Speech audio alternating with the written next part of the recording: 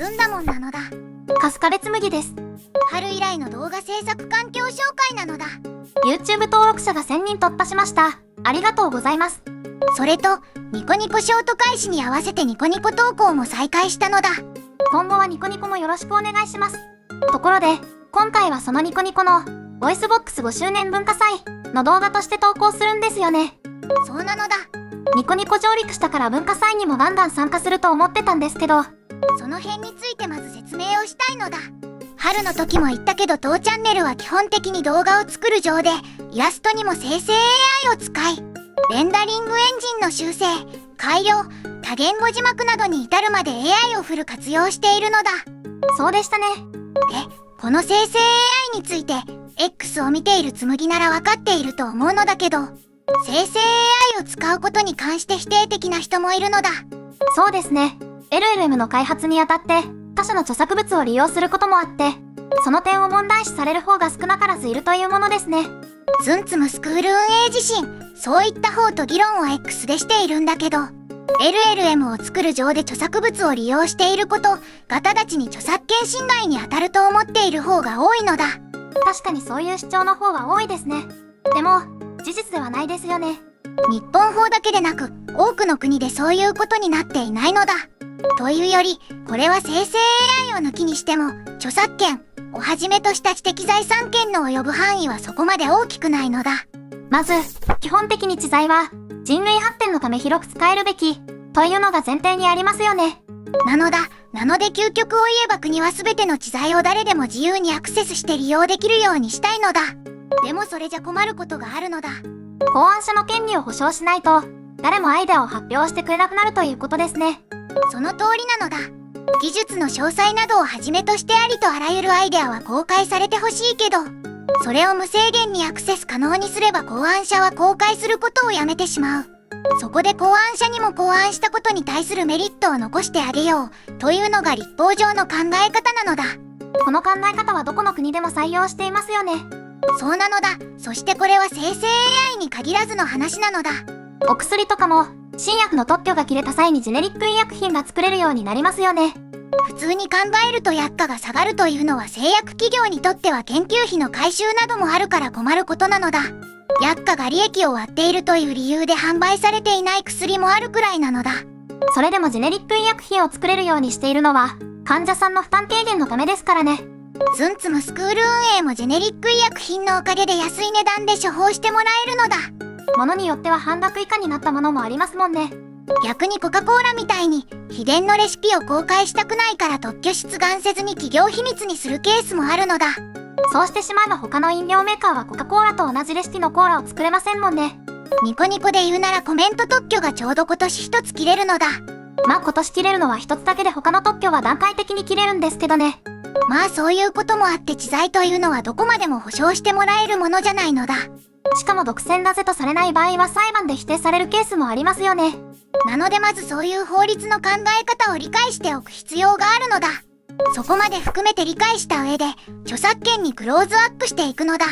著作権は著作者が自分の作品について主張できる権利で、その権利は多くの国で死後も数十年保証されますね。生成 AI はそういった著作物を文章、画像、映像、音楽、その他学習して作り上げられているのだ。となれば著作権を理解していないと著作権が切れていないものを勝手に学習するとは何事だとなるのだ。まあそうなりますよね。でも著作権を主張できる範囲の外にあるからどこの国でも生成 AI の研究、開発、そして適用ができるのですよね。なのだ。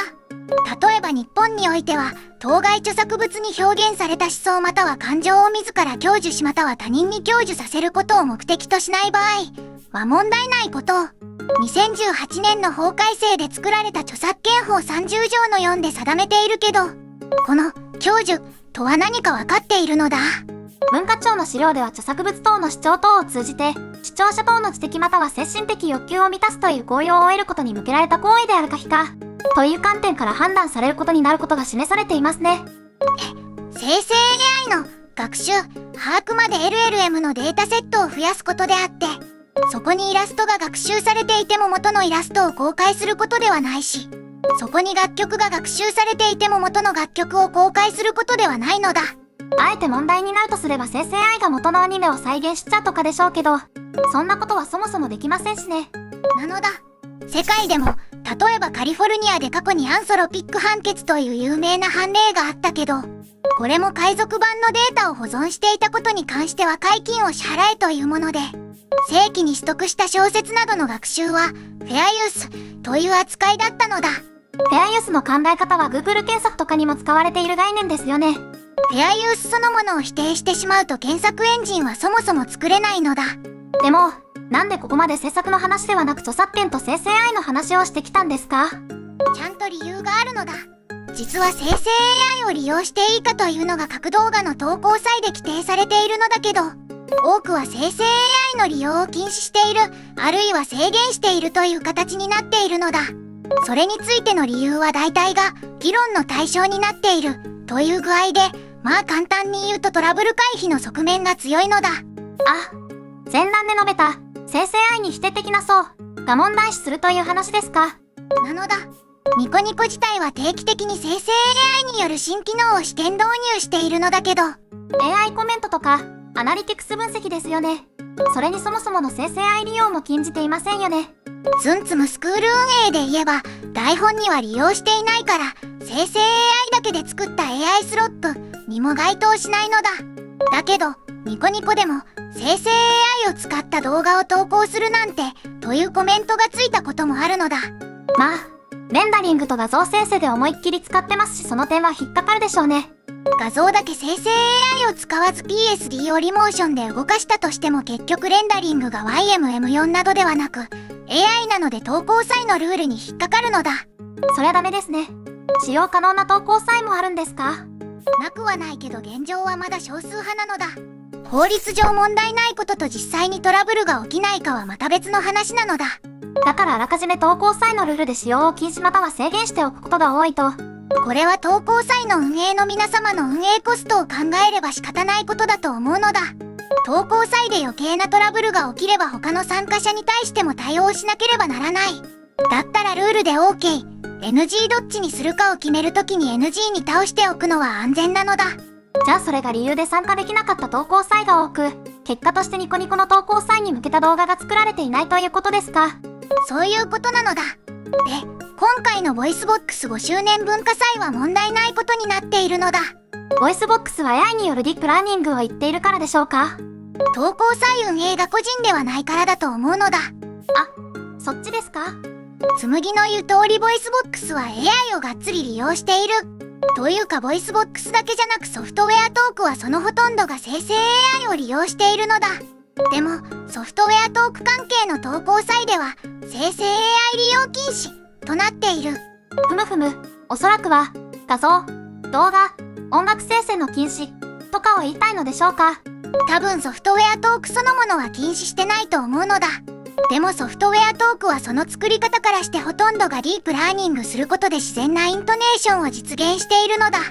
多分ソフトウェアトークそのものは生成 AI を否定する層も問題視していないけど、画像、動画、音楽については騒がれる可能性が高いというところだと思うのだ。でも日本語の発音辞書、アクセント規則、音素解析機、音声アライメント技術、ニューラルボコーダー、事前学習済みモデルや公開コーパス、このあたりは声優さんと違って個別に許諾を得ているわけではなく、著作権法30条の4で保障される範囲の学習をしている可能性は？データセットの完全公開義務がない以上この辺はわからないとしか言えないけど、そういう可能性は別にあるし、あったとしても法律に違反するわけでもないから問題はない。けどそれは生成 AI に否定的な層がスルーしていい部分なのかは正直疑問も残るのだ。となると、生成 AI の理解が深まれば今後の投稿際では解禁されていく可能性はありますかね？まあ、あり得ると思うけど、現状はまだゆっくりと解禁判断するしかないんじゃないのだ。投稿祭を開催する側が分かっていても、参加者や視聴者もみんな同じ理解していなければトラブルになるのは火を見るより明らかなのだ。実際当チャンネル運営もそういう議論のベースがずれている議論を親の顔より見たそうなのだ。もっと親御さんの顔を見て。現状時に参加できそうな投稿祭はニコニコ20周年投稿祭なのだ。冬か。さて、投稿祭について長く話してきたので制作環境の話に入るのだ。結局春の後、アンチグラビティやクロード、コードも使ったりしていたんだけど、やっぱり満足いく部分が少なくて、おまけにカーソルがなんだかんだ優秀なので、現在はコーデックスとカーソルの併用に落ち着いているのだ。それが一番都合がいいと。現状はそうなのだ。アンチグラビティというより Google の AI 自体が正直古い情報に頼りがちなので、その辺は Google が悪いと思うのだ。どうしてもその辺はチャット GPT の方が優秀ですよね。他に変わった場所は？画像生成も可能な限りは GPT、イマージュに、ローやグロックイマジンで作る傾向に入っているのだ。大量に僕を出す必要がある場合はナノバナナ2でやる必要が出てくるけど、それと単純なパネルならコンフィ UI で作るようにしているのだ。もちろんノードなんてつなげないから出来上がっているワークフローを AI にダウンロードさせることで、画像、動画両方を兼ねているのだ。節約しているということですね。なのだ。春から変わった要素は他に翻訳の部分が大きいのだ。ジュマヨン、12B を利用しているんですよね。これによって翻訳 API を叩くコストが丸々削減できているのだ。VLM も兼ねているからだいぶ便利なのだ。翻訳は本当にコストがかかっていましたからね。動画も数が多い場合は Pixverse に流しているんですよね。かつてはクリングだったけど、これも節約で Pixverse にしているのだ。大量に作り置きするスタイルですしね。現状9月上旬までの動画ストックがあるのだ。しかも別の動画を優先してストックが後ろにずれ込んでいるものもありますもんね。あとはニコニコ投稿をしているのもあって、ニコニコ未投稿分の確認作業なんかはしているのだ。多分この状況は秋口まで変わらなさそうだから、秋は別の解説動画でも上げられればいいかなと思っているのだ。まあその方が面白そうですね。今回は投稿際参加可否の話がメインでしたし。ということで、週4投稿でやらせてもらっているけど、今後もペースは落とさないようにしていくつもりなのだ。ニコニコは古い動画の投稿も兼ねてましたけどね。6、7月で YouTube に追いつけていない部分は追いつけているはずだし、今後はペース配分はどっちも同じになるのだ。今後やってほしいテーマがあればじゃんじゃんコメントしてほしいのだ。また次回お会いしましょう。ニコニコの人はフォロー、いいねを。YouTube の人はチャンネル登録、高評価をお願いしますのだ。Amazon 欲しいものリストも投稿者コメントにあるので応援お願いします。